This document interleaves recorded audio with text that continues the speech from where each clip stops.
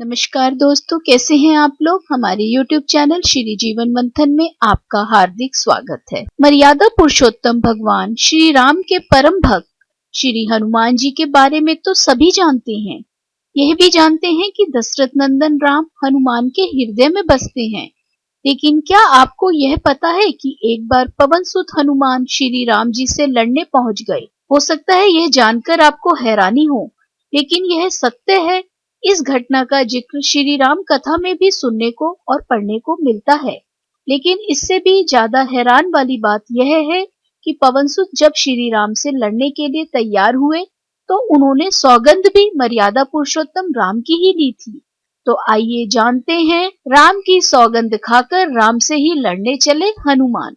लेकिन दोस्तों, वीडियो शुरू करने से पहले मेरा आपसे अनुरोध है कि हमारे चैनल को सब्सक्राइब करना ना भूलें और बेल आइकन के बटन को दबाइए ताकि हमारे चैनल से संबंधित ताजा अपडेट्स आपको मिलती रहे। और अगर हमारा वीडियो आपको पसंद आता है तो लाइक शेयर करना भी ना भूलें। आपके सुझाव भी सादर आमंत्रित हैं।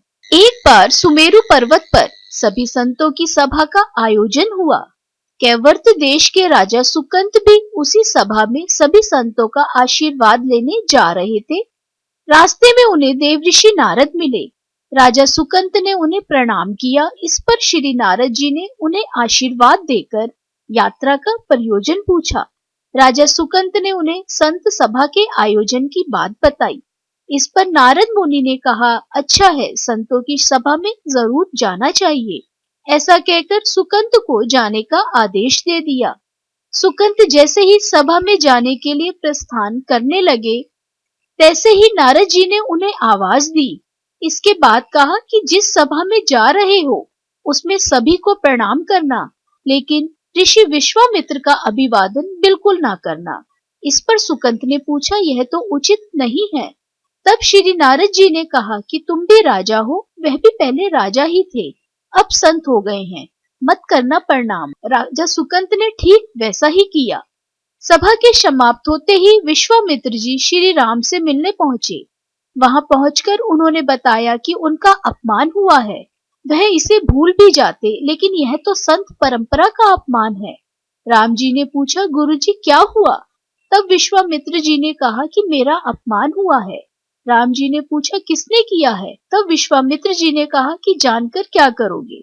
इस पर श्री राम जी ने कहा कि गुरुजी, आपके चरणों की सौगंध लेकर प्रतिज्ञा करता हूँ कि जो सिर आपके चरणों में नहीं झुकेगा उसे काट दिया जाएगा। कल सुबह मैं उसका वध करूंगा।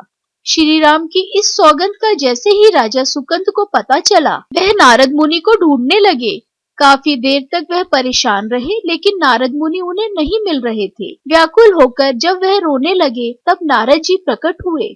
सुकंत ने हाथ जोड़कर उन्हें सारी बात बताई, साथ ही प्राण दान की विनती की। इस पर नारद जी ने उन्हें माता अंजनी की शरण में जाने की सलाह दी। ये भी कहा कि अगर उन्होंने तुम्हें बचाने का वचन दे दिया तो तुम जरूर बच जाओगे। लेकिन यह भी कहा कि वह किसी को यह नहीं बताएंगे कि नारद जी ने उन्हें यह सलाह दी है। राजा सुकंत के रोने की आवाज सुनकर माता अंजनी बाहर पहुंची। तब उन्होंने कहा कि माता मुझे बचा लें, अन्यथा विश्वामित्र जी मुझे मार डालेंगे। इस पर माता अंजनी ने सुकंत को उसके प्राण बचाने का वचन दिया। उन्होंने कहा कि तुम शरण में हो, तुम्हें कोई नहीं मार सकता। इसके बाद राजा सुकंत को विश्राम करने को कहा। शाम ढले जब हनुमान जी माता अंजनी के पास पहुंचे तो उन्होंने सारी बात बताई, लेकिन सुकंत को बुलाने से पहले पवन सुत से सौगंध लेने को कहा। तब श्री हनुमान जी ने कहा कि वह श्री राम के चरणों की सौगंध लेते हैं कि वह सुकंत के प्राणों की रक्षा करेंगे। तब माता अंजनी ने राजा को बुलाया। हनुमान जी ने पूछा, तुम्हें कौन मारना चाहता है? तब सुकंत ने बताया कि श्री राम उन्हें मार डालेंगे। इतना सुनते ही माता अंजनी हैरान रह गई। उन्होंने कहा कि तुमने तो विश्वामित्र जी का नाम लिया था। तब राजा ने कहा कि नहीं, वह तो मरवा डालना चाहते हैं, लेकिन मारेंगे तो राम ही। हनुमान जी ने राजा सुकंत को उनकी राजधानी में छोड़ा और श्री राम के दरबार में पहुंचे। वहां पहुंचकर उन्होंने राम जी से पूछा कि वह कहाँ जा रहे हैं। तब मर्यादा पुरुषोत्तम ने बताया कि वह राजा सुकंत का वध करने जा रहे हैं।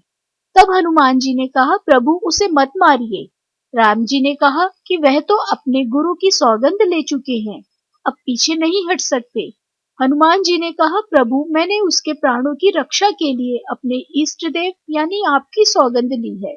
तब राम जी कहते हैं, ठीक है, तुम अपना वचन निभाओ, मैं तो उसे मारूंगा। हनुमान जी राजा सुकंद को लेकर पर्वत पर पहुंचे और राम नाम का कीर्तन करने लगे।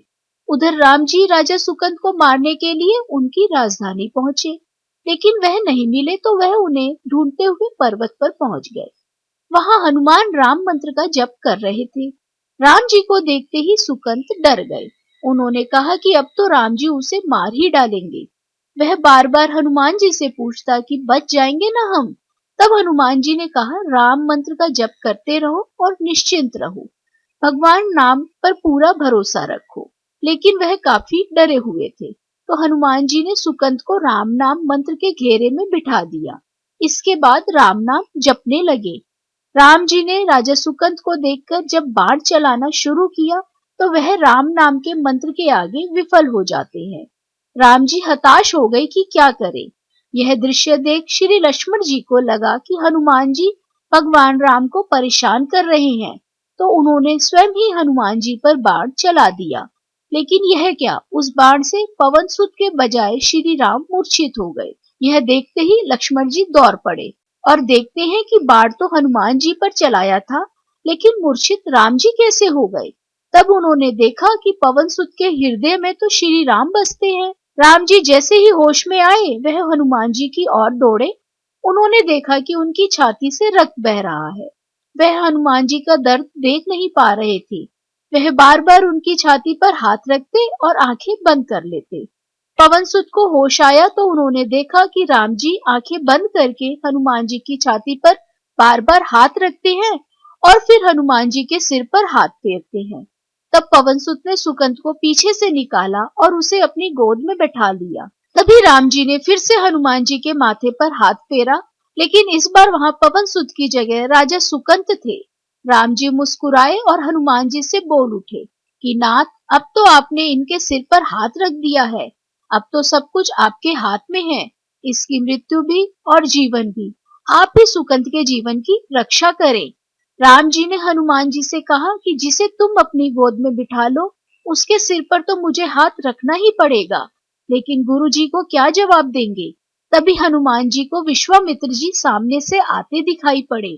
उन्होंने राजा सुकंद से कहा कि जाओ, तब प्रणाम नहीं किया तो क्या हुआ, अब कर लो। राजा ने दौड़कर विश्वामित्र जी का अभिवादन किया। वह भी प्रसन्न हो गए और बोले, राम इसे क्षमा कर दो। मैंने इसे क्षमा कर दिया है, क्योंकि संत का काम मिटाना नहीं बल्कि सुधारना होता है। यह भी सुधर गया है। उन्होंने सुकंद से पूछा कि संत का सम्मान न करने की सलाह तुम्हें किस कुसंग से मिली। राजा सुकंद विश्वामित्र से कुछ कहते कि इससे पहले नारद मुनि प्रकट हो गए। उन्होंने सारी घटना कह सुनाई। तब विश्वामित्र जी ने पूछा कि नारद, तुमने ऐसी सलाह क्यों दी। तब नारद जी ने कहा कि अक्सर ही लोग मुझसे पूछते हैं कि राम बड़े या राम का नाम बड़ा, तो मैंने सोचा कि क्यों ना कोई लीला हो जाए कि लोग अपने आप ही समझ लें कि भगवान से अधिक भगवान के नाम की महिमा है। राम से बड़ा राम का नाम। आशा करते हैं दोस्तों आज की मंगलवार की ये कथा आपको पसंद आई होगी। राधे राधे। आप सभी पर ईश्वर की कृपा सदा बनी रहे।